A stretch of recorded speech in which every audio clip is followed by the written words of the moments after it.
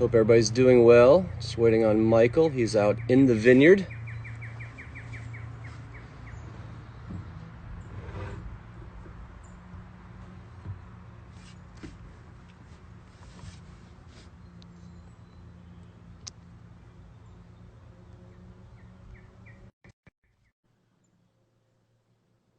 All right, he's on top of it. Boom. Hey, buddy. Hey, buddy. How are you? Good, man. I'm walking up closer to the barn. I didn't have great service at the bottom there. Oh, gotcha.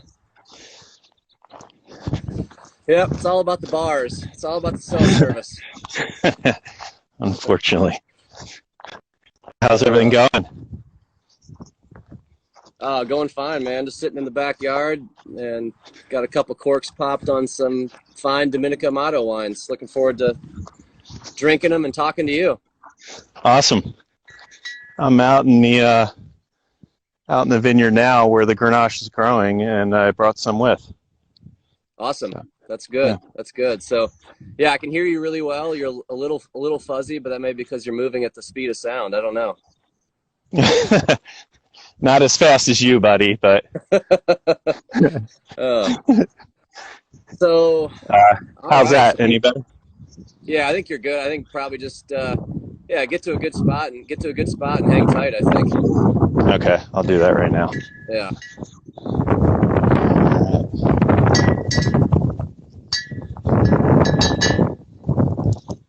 I'm just putting the bottles down here. Yeah. All right, cool. Take your time, get your stuff straight. How's that for a bottle shot? I like it. All right. So as All people right, are popping on, we got Michael Scorsone on here, the other part of the dynamic duo of Judge Palmer and Domenica Amato, two of the wines from the Wine Theory portfolio that we just absolutely love. So tonight we're going to be, I know a lot of you guys have some wines popped, but we're going to be doing Domenica Amato Fiano, talking about that with Michael, and then Domenica Amato Estate Grenache. And Michael is probably standing somewhere within 50 yards of the actual Grenache vines, I would assume. So, because he's in the vineyard. So, yeah. So, got Michael on here, or as my Tennessee friends call him, Michael Scorsone Corleone. Oh, great. That one's for That's Michael why they look Emmerling. at me funny over there. I just won $50. I had to do it. All right. So Michael, let's just start off with, why don't you, a lot of folks know these wines. Why don't you just give us a really quick rundown on what Domenica Amato is, the label, etc. Sure. Hopefully most people know, Palmer Emmett and myself, Michael Scorsone, we're both partners in a fun little winery up here in Dry Creek. We have our two labels, Judge Palmer, which focuses mostly on different Cabernet Sauvignons from different AVAs in Sonoma and Napa. And the Domenica label is named after my grandmom. If you could hold up the label there, that's her actual passport. Her and my father and grandfather came to the U.S. in the 60s. And the Italian side of my family is definitely where I get my love for wine and food. And I just wanted to do a little dedication to her with one of the brands. So that's the reasoning behind the label. The Fiano that we're drinking or tasting, a lot of the Domenica wines we only make a couple barrels of each of them. It's not very high production. But it's a little of my heritage, the Southern Italian wines. My father grew up in Sicily, so Fiano is grown in Sicily. More volcanic soils there, which we can't really get that here. Right. That soil is, it's actually, it's riverbed. It's kind of, that vineyard is in the corner of an actual river that bends around. It's called Scribner's Bend is the actual vineyard. So it's more deposited sand, and I think that shows more in the wine. It's more of a mineral driven Doesn't have the volcanic soil characteristics. But to kind of keep it authentic, we ferment that in clay amphora pots, which we imported from Italy, which is kind of cool. Nice. Yeah. And the vineyard, you said the vineyard's on a river, and where is the vineyard exactly? Ish. Yeah, it's out closer to it's the area, the growing region, we would say Clarksburg. It's not very popular at all. But to find Fiano over here in Sonoma, I only know of one vineyard and in the Russian River, and it's pretty expensive and it's all spoken for, so it's really hard to find. And if you were to plant Fiano where it grows well over here in Sonoma, Pinot and Chardonnay would grow just as good, and that's more of a premium fruit. So no one's really going to take a chance on growing Fiano, Right. So, right. Yeah, so you kind of broke up a little bit, but I think you basically said it's up closer near Sacramento, correct? Yeah. The Fiano vineyard. Yes, it's east. Sorry, am I breaking up really bad? Yeah, you're breaking up really bad. Okay, You were good wherever you were a minute ago. I didn't move. Oh, really? Oh, wow.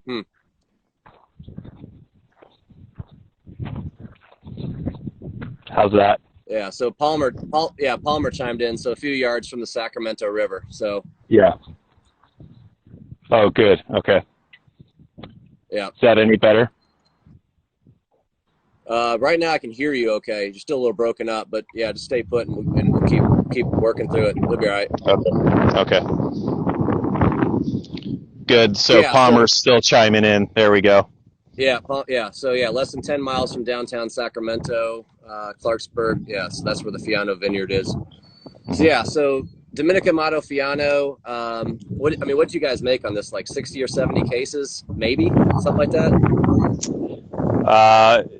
It was a bit more than that. But yeah, again, not a lot at all. I'm sure Palmer will chime in with the exact number, but so the Fianos that I really like are definitely the very old world authentic style that are slightly oxidized. They get really nutty and textured. Right. They're probably in barrel for a year or two, on the lees. They're not racked. That's what I really enjoy. I don't think that would work so well in the U.S. or domestic market. So we ended up putting some of that in barrel also, not just 100% in clay. Okay. The 2019 that we have here, I have one stainless steel barrel full, and then the rest is in clay. So we'll see if that kind of tightens it up and shows more of the floral aspects of the wine. Yeah, that'll be kind of an interesting winemaking style difference between wood and stainless. Yeah. So exactly. Yeah. I think right now it's a super floral wine right off the bat. Yeah, it is. But like I was saying, I like a little more nuttiness to it. So we'll see where that goes. Yeah. Gotcha. Yeah. How are we doing? Am I getting a little better as far as you're good? You're good right now. Okay. Yeah, All you're right. great. I'm not going to move. Yeah, you're great. Yeah. Just hold on to that post. Prop Okay. All right. Cool. Awesome. So all right. So obviously this is 2018 vintage, done in clay amphora, done also in some neutral barrel. Correct? You said? Yes, exactly. That's a very good point. Actually, I should have mentioned that. It's definitely not a varietal that's going to do well in New Oak as far as the vineyard we work with. Right. Now, if this was grown at high altitude, near Mount Etna or something volcanic, different story. I'm sure it could probably stand up to that. Right. But not this vineyard. Yeah. Awesome. And it's just other little winemaking. It's I assume it's like completely destemmed, and no skin contact or any time on the skins. Depending, and that's another good comment, Ryan. A lot of our whites we will foot stomp, and depending on the year, the vintage, yields or the style. Sometimes we'll foot stomp it and we'll leave it for an hour. Sometimes we'll leave it overnight. Sometimes we'll do a little bit of fermentation with skin contact and then press it quickly, because we don't really want it to amber out or oxidize. So we kind of make those decisions as we go. We don't really have a recipe that we follow every year, which is, how Palmer and I have a lot of fun working together, making decisions, dealing with vineyards. And I mean, you were here. That's kind of, and I love it. I think why we got along so well. One thing I love about all your wines is, and when I talk to Palmer, they're not vintage roll wines. That's the same exact thing every vintage, even though it may be the same wine. So even, a classic like the Vintage Select, can be different vineyard sites, a little bit different winemaking methods. I think that's super cool. You guys kind of work it to the vintage and maybe try new things and try to make the wine, a little different, which I think is super cool. Yeah. Well, thanks. I mean, we certainly stay consistent with quality vineyards and a lot of decision making, but obviously because it is just Palmer and I doing everything, we can, be creative, but still keep the consistency. So absolutely. So the Fiano we're going to continue to do. It's a great price point, for really, Fiano and a really white wine that's out of the box. So Palmer did chime in with the exact number. You guys made about 115 cases of this wine. So awesome. And the cool thing about Domenica Amato wines is they're not wines that are in a lot of markets. I mean, back when we first started working with you guys, it was kind of funny because they were sold at the winery and they were sold in Tennessee, which I thought was pretty cool. I know you guys are probably in a couple other markets, but definitely not wines that are really easy to get, which I think is pretty exciting.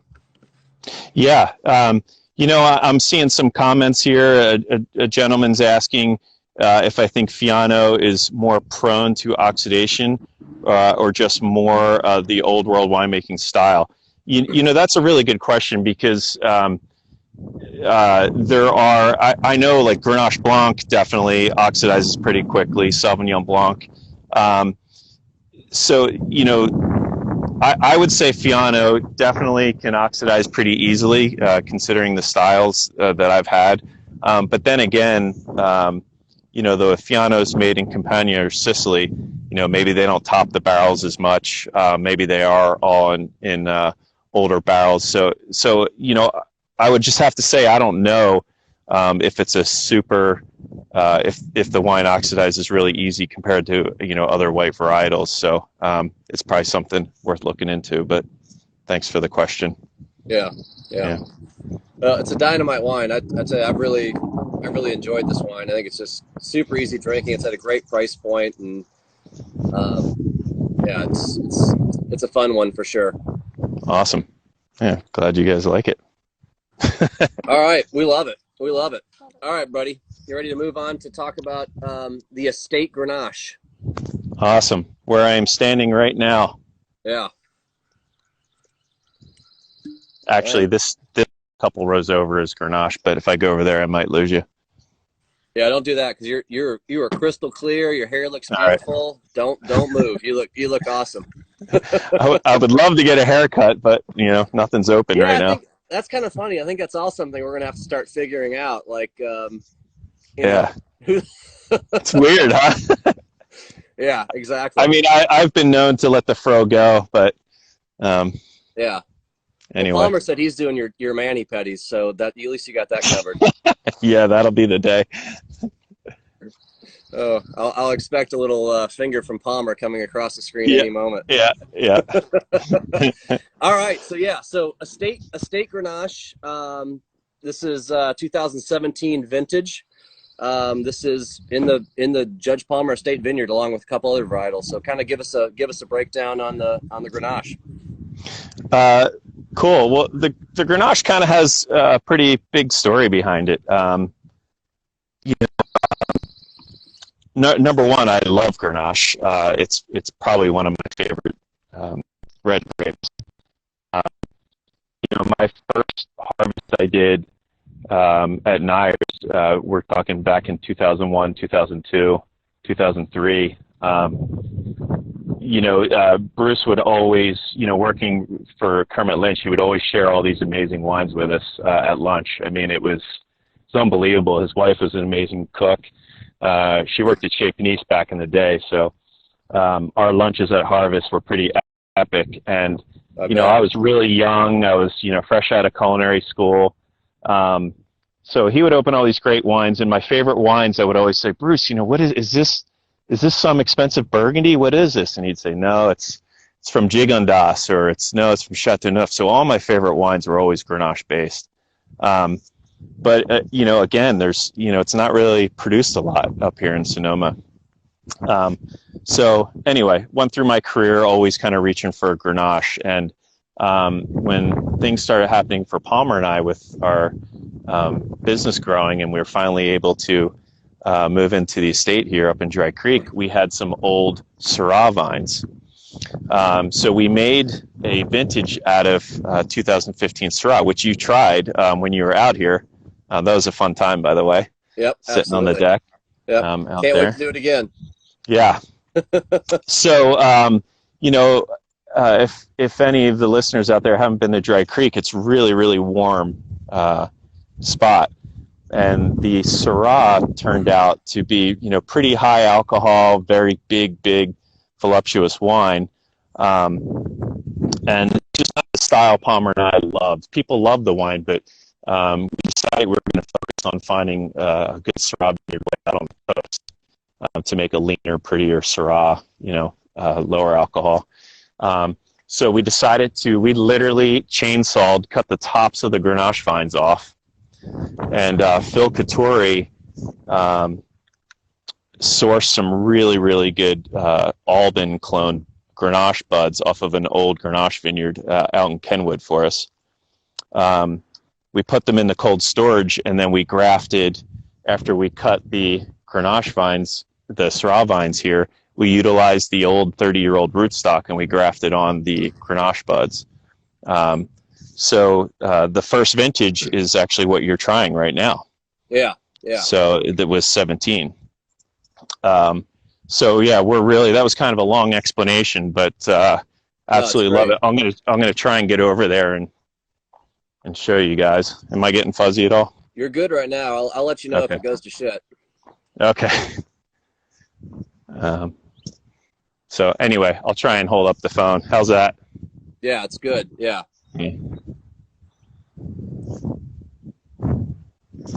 All right, cool. Yeah, awesome. Thank you. Yeah. It's really fun to grow. It yields so much fruit. So farming is a lot hands-on. It's a lot of positioning. You have to make good pruning decisions. You have to drop a lot of fruit on the ground. It's almost heartbreaking to see how much fruit hits the ground to make premium wine. Yeah. But it's a thin-skinned, very, very big grape, very, very juicy. Produces a lot of sugar. You have to be really careful towards the end of harvest or close to picking time. The pH can really take off. So you kind of have to get it in that good window. But it makes, Palmer and I talk a lot, especially to Pinot lovers. And if you love Pinot Noir, you're going to love 100% Grenache. Hopefully people catch on to that, because a lot of Grenaches are blended with Syrah or Petit Syrah or other varietals. Yeah, this wine is just so light, just so easy drinking. Like, I love it. Like, Grenache is one of a grape that, honestly, like, I've struggled with. Like, I don't always love it. I enjoy the good stuff from the Rhone for sure, but New World Grenache is not always my friend, and I absolutely love this wine. And it's really, really light and easy drinking. Awesome. Yeah, it's very. I always consistently just get cranberry and rhubarb. Yeah. Very, very pleasant red fruit stuff. It's just a great wine. I love it. So yeah. All right. So obviously the grapes come from the estate vineyard there that you're literally standing in, and then give us a quick rundown on the winemaking, the barreling, any stem inclusion, blah blah blah, any of that kind of geeky stuff. That vintage, another good question. So, what you're drinking now was destemmed. Um, we last year we had basically a full harvest because the buds that we grafted were mature and there's more positions and more fruit, so we were able to play with it more. So we did do whole cluster. So we have barrels in the cellar right now that are, whole cluster, destemmed, and we kept it all separate, and we'll make our blend when the time comes. But using stems in the Grenache is great because it just adds a white pepper, a little bit of spiciness to it. Right. But it also creates a lot of fruit characteristics too, because it keeps the berries whole, and you get a carbonic fermentation within the berry. And usually you have to press it quicker so you don't extract all that stem tannin. And that makes a fruitier wine with a lot of white pepper aspects to it. Yeah. It's pretty fun. Yeah. I don't think that would be 100% of the blend, but it's a nice blending characteristic or a nice tool to use. Yeah. The 17 was no stems, correct? Correct. Yeah. Okay, cool. Yeah. It's so light and easy drinking. And I see Al's commenting about alcohol 12ish. My bottle says 13.9, so which is it doesn't drink like a wine that has 13.9. It's like so light. Yeah. It's just a very low tannin, thin skin grape. Yeah. So yeah. So Al was asking when do you pick the Grenache out of the estate vineyard? Approximately what month or week or whatever? Oh, usually it comes in somewhat later, but this year, who knows? I mean, this could particularly be a drought year, so we may have to carry lower yields, and it could come in probably late September, but we'll see. Yeah. Do you know when you picked? Do you remember when you picked this 2017? Oh, that wasn't until October. That was picked after our cab. Yeah, it usually. Oh wow. Yeah, Grenache usually comes in fairly late, and then Mourvedre even later. So, yeah. Yeah. Awesome. Yeah. Let's see. So, I think Palmer had records of it. He just chimed in there. Yeah, it looked like October late October. It went by really quick, but yeah. It was late October though. It comes in after our cab, so. Gotcha. Oh, so it looks like Al has the 18 Grenache. You're drinking the 17. That's why he was commenting on the 12% alcohol. Because the 18 is different alc. Yeah. I didn't know we had the 18.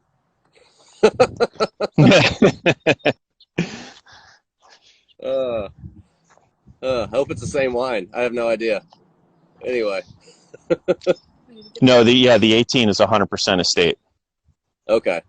Yeah. Gotcha. It looks like you're drinking the 17, right? I'm on the 17. Yeah, for sure. Yeah. So awesome. So back to barrels. Yeah. That was your next question. Yeah. So it definitely doesn't do well in a lot of new oak at all. And we're very picky about the barrels we use on all of our wines, but especially the Grenache. I use all the barrels I use on the Grenache are all wood selected, meaning very, very tight grain. They're all very lightly toasted, or the heaviest toast I'll go is a medium toast, a medium long toast.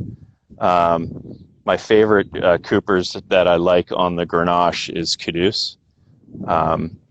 I just, it always just reminds me of Christmas spices, cinnamon and allspice, and it's just a really pretty barrel. So that's and very little new oak on this blend.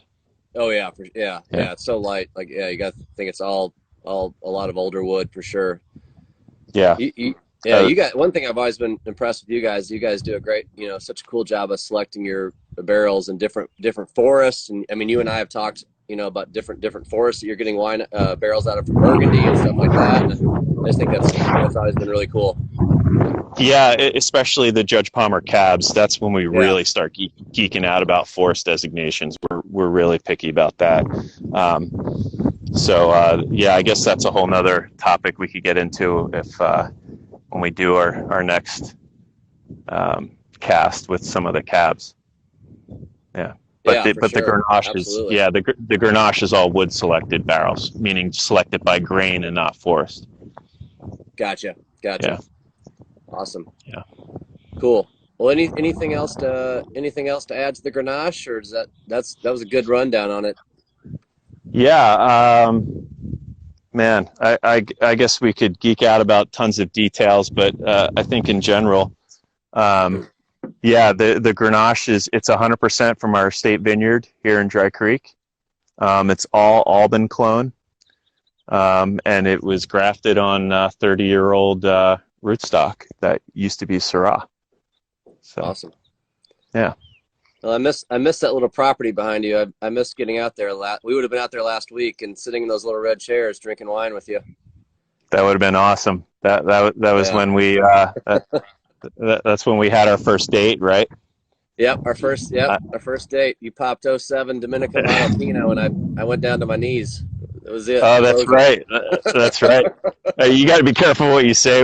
People might get some ideas here, but Uh, can you see the deck? Hopefully, you can see the deck from. oh yeah, yeah, for Yeah, sure. yeah, Yep, yeah. absolutely. Usually, you can see Mount St. Helena. You can see Napa Valley from here, but it's a little bit cloudy. Yeah. Uh, yeah, yeah. But it's funny you mentioned the Pinot. Obviously, Palmer like that. oh yeah. uh, I don't even want to start commenting on your wine tasting group or what goes down there. So, hey, we call it the gangbang for a reason, bro. oh, there you go. Uh, Oh, that's awesome. Good yeah, times. yeah, Yeah, those Pinots. You know, obviously we don't make Pinot anymore, but we definitely have some fun library stuff from the older Pinots. yeah, yeah. And you guys got So some. You still have some probably older Dominica Amato mags available and things like that, right? Maybe. No. Oh no, no. no, I'm kidding. No, we have some. We have '07 Sonoma Coast Stoller Vineyard Pinot. Uh, Yeah, so they're we pretty sexy. yeah, we opened one of those. I don't know, 2 weeks ago, and it was Yeah, unfreaking real. Like the '07. I have one bottle left, and it was unbelievable, unbelievable. I might be able to come up with another bottle or two for you, man, Yeah. Well, I think just to get through these tough times. I think Leah's trying to purchase a mag. Is that her right here giggling in the background there? She's sitting right there. So, Okay. yep, yep. So, anyway, awesome, man. Well, anything else to add? We'll close it out. Yeah, great time as usual. Good to see your face. Yeah, you too, man. It's really good to see you guys. Yeah, Well, maybe future wines. We have from the same vineyard we made this really pretty Grenache that we're going to bottle it soon. Majority of it was made in stainless steel. Palmer calls it basically a chillable Grenache. It's just super pretty, really low alcohol. Because last year was such a heavy crop, we were able to get creative with a few different things. So, it's nowhere near, not quite a rosé, but it's not quite a fully extracted Grenache. It was pressed off very early, so it has beautiful color, but it's just seamless and really pretty. So that should be available here pretty soon. So we're pretty excited about that. awesome, Yeah, awesome. yeah. So What else is in the sure. works? Anything else? Anything else? Let's see. Uh, Let's see. Palmer's chiming in. Sicilian varietals are hard growing here. We're looking for fun growing here. yeah, something. What, I don't know. Hard to fun Oh, growing. he's answering somebody. Looks like. Yeah. So Yeah. Hard to find. There we go. Yeah, hard that's to find. going back. Sorry. Yeah, Palmer's commenting on what you and I were talking about earlier with the Fiano. Right. why we get it from Right. Clarksburg, because no one's going to take a risk and grow Sicilian varietals on premium land where you can, get five, Sure. $6,000 a ton for Pinot or yeah. Well, then I know you guys have the Vermentino, which we actually really haven't done anything with here in Tennessee. Which somehow in a sample shipment from Palmer, he actually put a Vermentino in by mistake. I think he thought it was Fiano, and we Wow. drank it. It was freaking awesome. Yeah, it was great wine. So I was like, oh, it's Vermentino. So it was great. Yeah, Thanks, we're Palmer. really excited. Yeah, we're excited to be making the Vermentino, and I know Palmer loves drinking Vermentino. That's a pretty cool. We've been waiting a couple of years to have access to that vineyard. Yeah. That's grown by Mahoney and Carneros, and obviously he sells to a lot of premium brands. Right. I think Right. one of the most popular is like Rhyme. Yeah. It's They Las make Brisas, right? exactly, Yeah. yeah. But he has some of the vineyard he has in Napa, and some he has in Sonoma, part of Carneros.